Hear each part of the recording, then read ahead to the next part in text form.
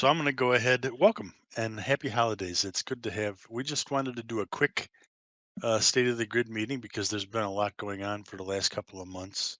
Many of you, a couple of months ago, were Discovery Grid residents, happily doing your thing over there, and some big changes, of course, happened.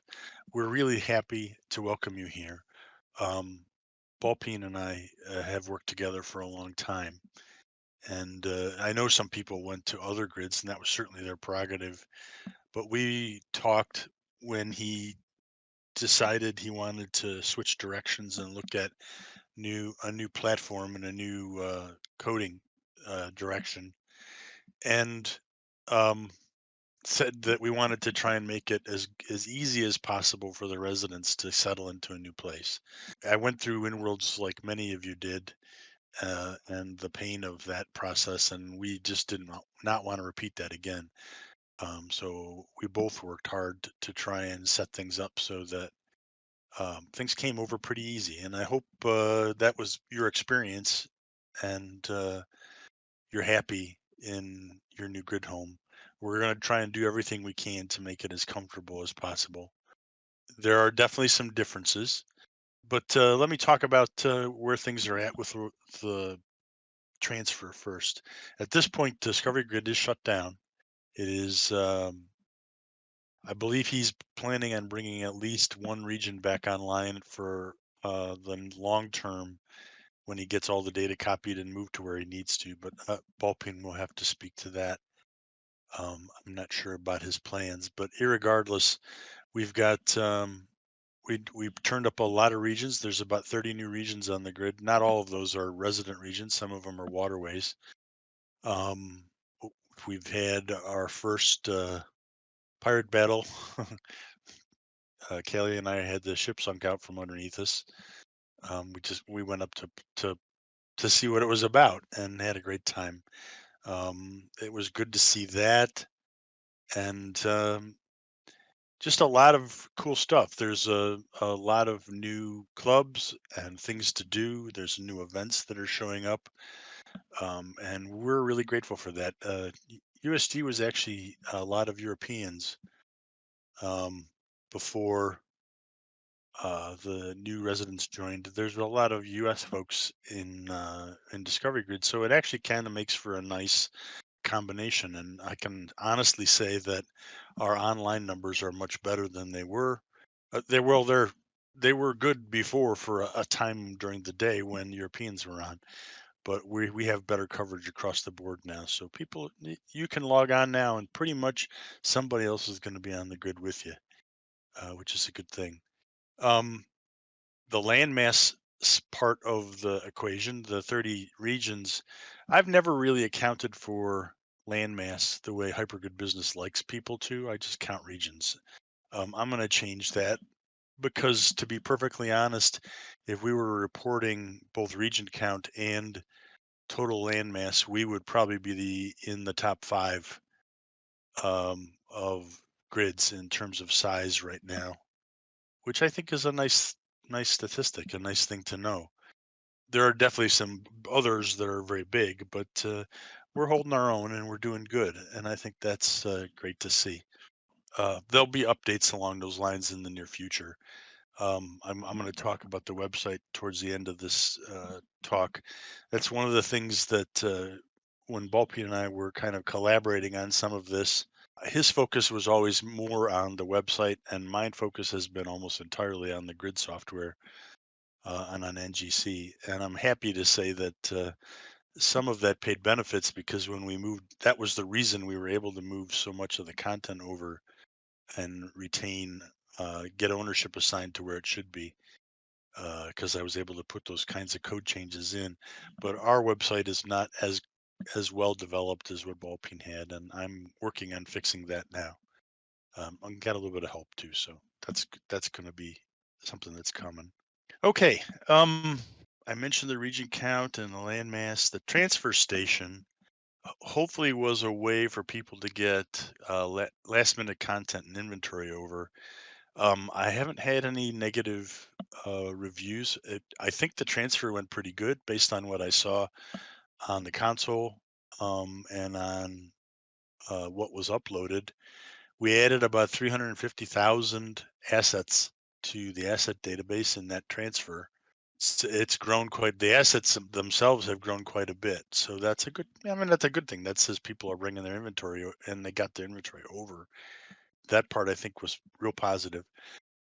The transfer station will stay up and available through the end of the year. So basically after the first, I'm going to probably take it down. I still have the OR file. It's not as easy to put it back up again. So if you do have anything on there that you haven't gotten off, I would request that you please do so, and we'll send some messages in Discord and probably in World as well about that. Um, and then I'll take the region down after the first. The other thing that we did with regard to Discovery Grid and the closing was add something to our pricing list that we didn't have before. A number of you had 8x8 regions in Discovery, and uh, especially for things like the open water areas that people do battles in and things like that, they're actually a really nice choice. They're problematic though in other ways. They're sort of outside of the design guidelines for the viewer. I've had a chat with Becca and the Firestorm team about this, and she said the viewer is kind of geared around for VAR regions supporting up to a 4x4 pretty well. You know, a lot of the optimizations that are in there, the caches and the things that make the viewer work efficiently, still work with a 4x4 region. When you get much above that size, things start to fall apart. And what happens is they can't cache stuff, or the cache gets purged as it's getting filled. So you'll notice things in an 8x8 like terrain loading very slowly. If I teleport to an 8x8, usually there's just nothing there for about 10 seconds until the terrain fills in, depending on where I've transferred. That's a side effect of the viewer's design constraints. That's fine for a lot of the cases that are there now. And so I'll come out right up front and say we're not taking any 8x8s away. We put those in because DG residents had a use for them, to be perfectly honest, and I'm glad it's worked out. And I can host them fine; it's not a problem. But we're going to take them off of our pricing sheet going forward. The largest region you'll be able to order will be a 4x4 with off of just the regular pricing. That doesn't mean we won't ever do an 8x8 again. What it means is that if you think you need one, come and talk to us. And then I can plan on where to host it and how to host it so that you get good performance and people get a good experience. Um, I think what we have now works well for the 8x8s that we have. There's a few things. One of the things that came up during the battle that I want to address relating to res and deres times and the database. But that's all fixable. So, you know, there's again no reason to, there's nothing going to go away with regard to the current 8x8s that exist. You will still be able to get an 8x8 if you, especially if you've already got one. Just come and talk to us. You won't be able to order it directly off the website, and we'll work with you to work on what's best. If you're able to make do with a 4x4, which I think, like I said, is in the sweet spot for the viewer, you'll probably get better performance and it'll work out better. But you know, there are times when that's just not acceptable. So I understand. So like I said, if you need one, work with us. Otherwise, the 4x4 will be the biggest region on the price list, um, and we'll take it from there. And I'm glad everybody that is here and has one is. I hope you're happy with what you've got. I'll continue to do tuning and make sure that the 8x8s perform as well as I possibly can. They possibly can.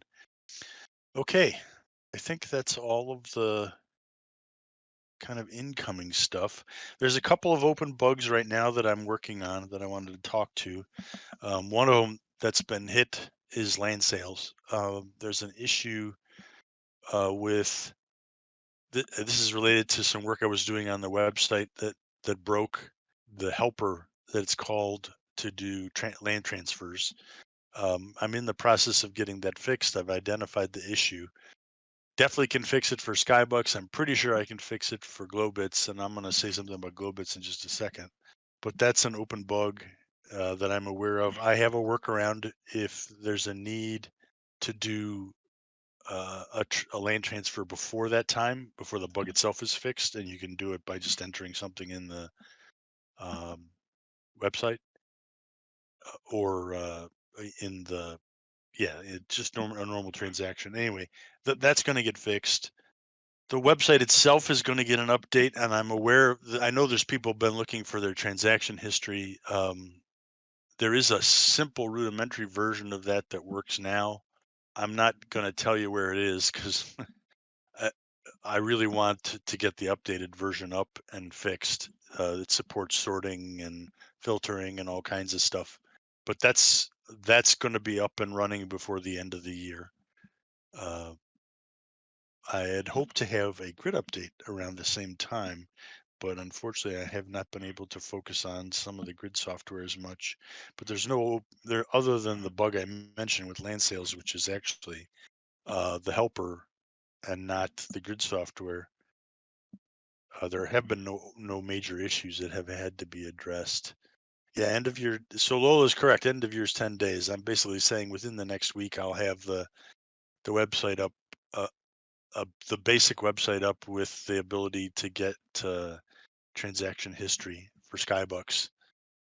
If you need transaction history for Globits, you need to go to the Globits site for that. And just a quick comment about Globits. First of all, I have no control over Globit transactions at all. All we do is submit a transaction to the Globit server and get status back, whether that status is failed or successful. All of the money transfers and everything else that happens on Chris's site, on the Globit site. It's been flaky in the last 2 years now. I understand if you're a Globit merchant, you can theoretically do cash outs. I have to be honest, the last couple times I've tried, it's taken quite a while for that to happen. But it does eventually. And I think it really comes down to how much people are doing Globit transactions and buying new Globits because he doesn't ever give cash out unless somebody buys in.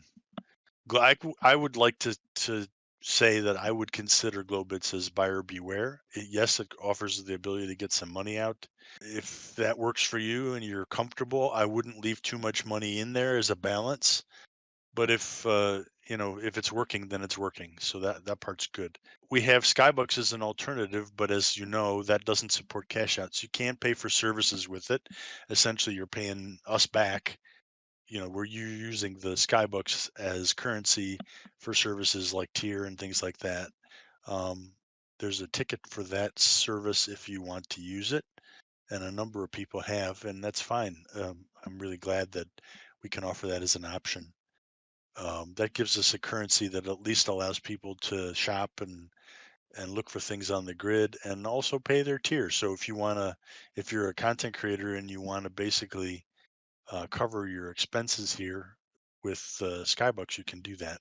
In addition, and we'll have a state of the grid in probably January where we're going to talk a lot more roadmap. But one of the things that I have planned for next year is there have been a couple of Bitcoin like stable digital currencies that have emerged where the currency is tied to the US dollar or a real currency, um, so that it doesn't float. You're not going to take a bath if you buy these things because the bottom drops out of the market, in other words. What I am looking to do is to add an interface to a digital wallet that can hold those coins, and then people can submit transactions. The grid could submit transactions against that. What that means is that you'd buy. So PayPal, for instance, has an example of this. PayUSD is tied to the US dollar. It is it's possible to do microtransactions, so small transactions, and basically we can code a money module that makes those transactions against the digital wallet, And if you ever want to take money out, you can do that because it's real money, it's digital currency, but PayPal handles that conversion. So that keeps us out of the money handling business because, and that's the main thing I've been trying to avoid. What you have to do in order to legally transact money like that, if I were to actually do cash outs, is fairly onerous. It's a whole business in and of itself, and not something that I've directly wanted to be able to do. But this way, you can use a digital currency that is stable, tied to the US dollar or some other stable currency. We can transact in it, you can get paid in it, and spend it on the grid. And then at some point, if you want to transact that to US dollars or some other fixed currency that's real money, you can do that. And that transaction happens outside. So, anyway, that's the direction I'm going with this stuff. Once that's available, I would encourage people to take advantage of it and to move away from Globits. But that it is your choice, and it will remain a choice on the grid for the foreseeable future.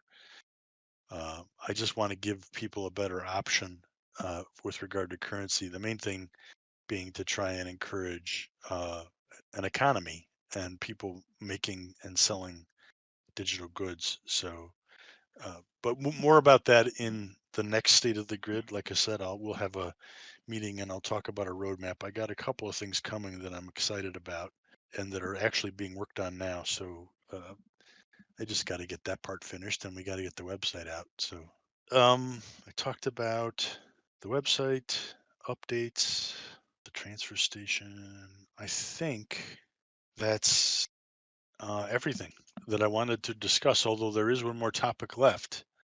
Judy, hold that question, and when we get to the Q&A, we'll ask it as a question, if you would.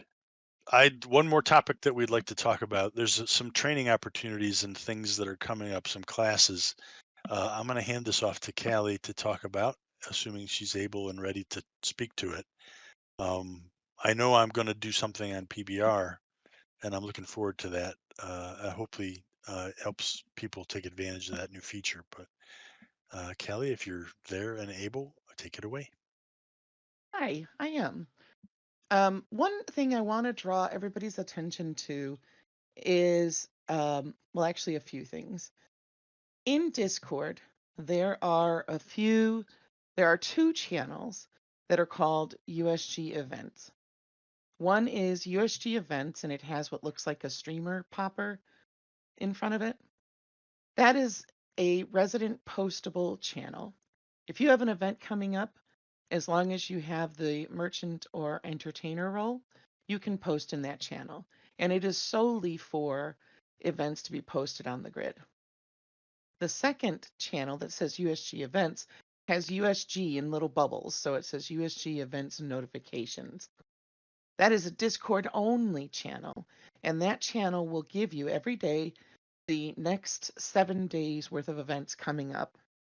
And it will tell you individually as the events come up, the events in your time zone and in the grid time zone.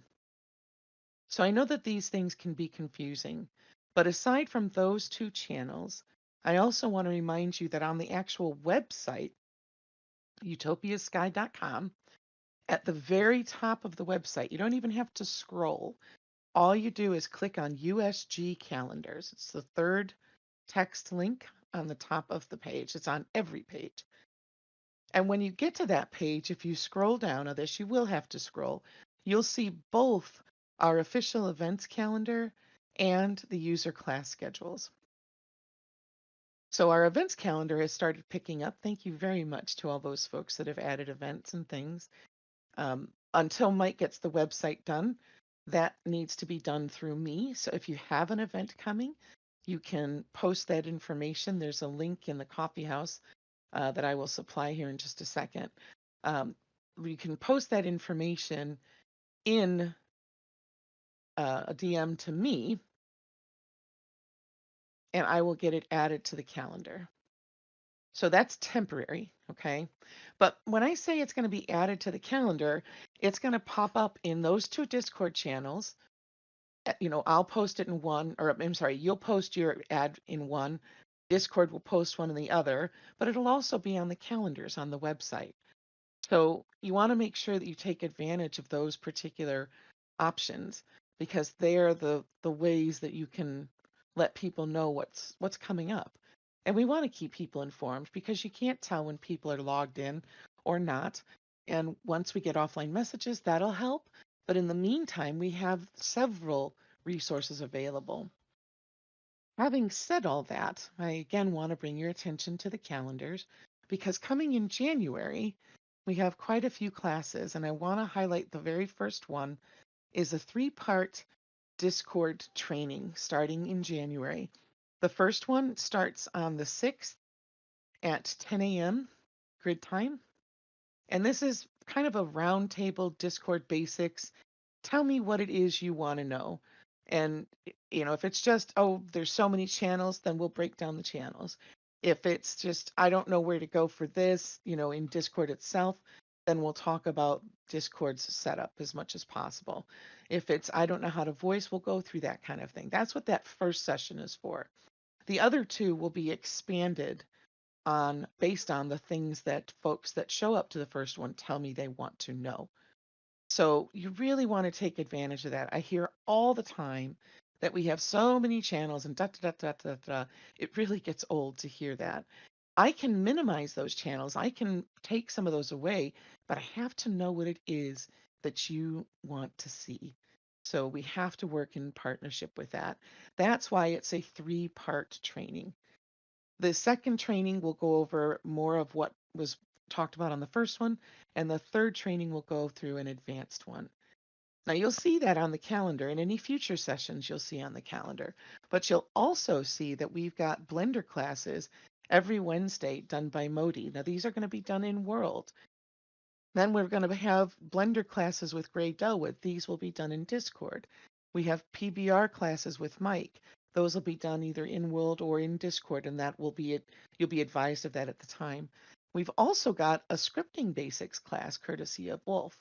So there's so many opportunities for things that will enhance your virtual world and more opportunities coming in the future for ways to maybe enhance your real life world. One of the things I really want to do is utilize the virtual space to help people get peace, help people find balance, help people understand things they don't know, and perhaps join groups and things where you might find fellowship and communion and develop long lasting friendships. I'm a bit of an idealist in this nature, but this is how you'll find these things is through a combination of the calendars and Discord. I keep telling people we are a Discord heavy use grid. And that just means that repetition is key. The more you log into Discord, the more familiar you'll become with it. And I'm more than happy to help you along the way. But use these resources. That's what they're here for, is to make things better for you. Um, I think that was all I wanted to mention was that the user group is finally coming up and running. We're still kind of working out where we're going to host in-world classes. Modi is going to have hers on Loose Cannon, her region, but we do have a user center. We're just working out logistics. If you want to host a training session on anything, just let me know and we'll get it on the books and we'll kind of sort out how we're doing it. So it's a good time to get involved in this. If there's something you want to share, you can do that as well. If there's something you just want to learn, you can do that too. One last thing about the user group, and then I'll pass it back to Mike unless there's more I need to cover. I'll ask questions about that.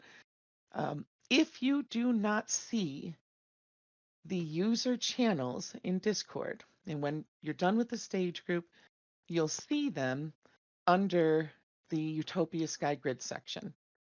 It's literally called U.S.E.R, Utopia Skye Education Resources.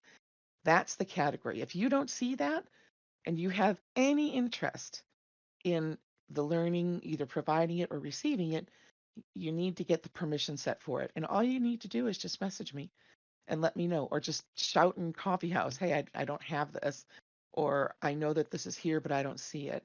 If you already have the permission set, there's a couple other things. Discord, in their infinite wisdom, constantly is doing updates. But I can certainly help you out, and I'm willing to do so. You just have to be patient. I know new tech is frustrating, but it does work really well. So, before I give it back to Mike, I want to open the floor up for any questions with respect to the user group in regards to the training, where to find it, what classes, have an interest in other ones, et cetera, et cetera. And it's okay if there's no questions either. I just want to make sure I address them before I pass it off.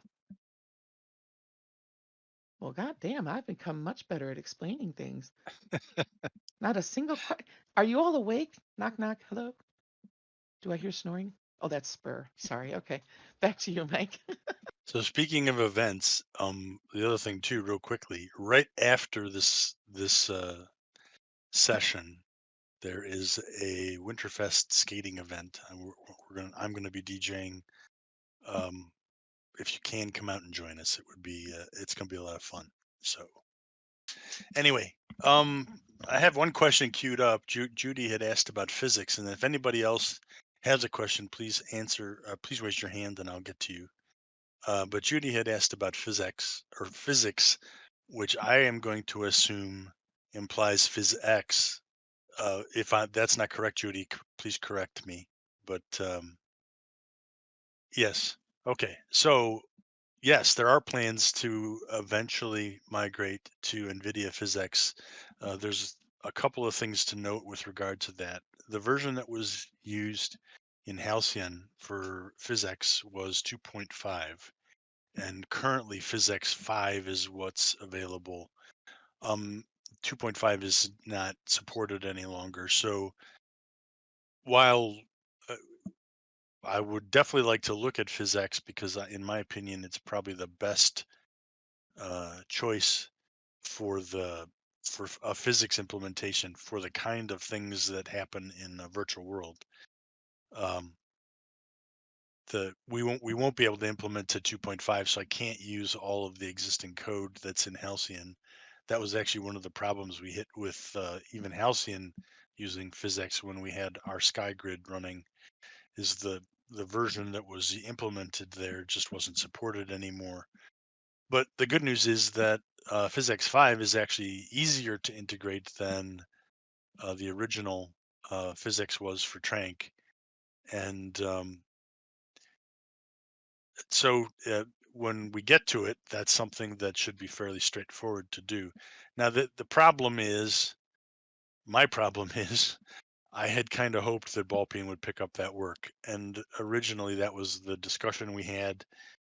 Was he was going to look at doing the physics because he had far more experience with it. Obviously, since he's moved on to look at this other technology, he's not likely to step back and do physics um, for Tranquility, which is the name of our version of OpenSim. So that's going to fall on my plate. So I'm going to have to schedule it in with all the other stuff I've got to do. But it is definitely a priority. I would like to see. U-boat has a couple of limitations and things that I don't like or don't care for, and I'd like to see real physics working because I think it enables a bunch of things that we just can't do right now. Um, so yes, it is on the roadmap. Unfortunately, it's not as far up the roadmap as I'd like it to be because I lost the person that originally was going to do the development work. But it is something I'd still like to get to. Oh, okay, got it.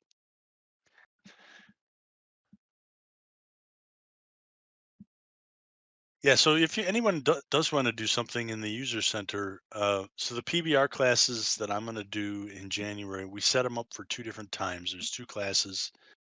Um, I can toot my own horn for a second here since I've got the stage. There's two classes I'm going to do. They're the same material, so you only need to attend one, although you're welcome to come to both. We've got one timed for a European audience and the other for a U.S. audience. And basically what I'm going to do is an intro to PBR with enough hands-on that you should be able to upload a material and apply it to a piece um, of something that you're creating and see it take an effect. In other words, I'm going to show you what the different maps are, how to combine a set of maps together into a material and upload that, and basically make something that's PBR materials available. There are other more advanced topics that I would like to get to, um, like light probe, making a reflection probe, doing a PBR mirror, which is possible now. You can actually have mirrors. They're laggy if they're done wrong, so you want to kind of yeah. So you want to be careful how they're set up, but you can actually do lighting in a PBR setting where if you're trying to do a pooled, like a wall with pooled light on the floor and really get fancy, you can actually do that stuff. And the light stays inside the walls. It doesn't go through the walls and things like that. So um, anyway, that's a big step forward. So although they didn't make it easy, I have to say that the interface is a little bit awkward. I was interested to hear a recent speech with Philip Linden, um, where he talked about the fact that he feels like they rushed that out the door. I'm afraid he's correct, but it works, and we're little by little it's getting improved. So I think, and it is available, so we should take advantage of it. All right. Any other questions? I don't see any other hands up. All right. So next state of the grid in probably end of January, I'll present a development roadmap for the grid software. Um, um, and we'll talk about, in particular, I'll talk about that one project I mentioned, the money module. But there's some other things that are coming, like that I've been talking about for a while, like the export flag and some stuff like that that are finally going to get some love and attention. So, um, good stuff, and hopefully we'll have a couple more months of enjoying each other's company and building cool stuff together. So, all right, if there are no other questions, I'm going to call this done, and we'll head over for the winter skate. And I hope I see you there. Thank you, everybody, for your attention.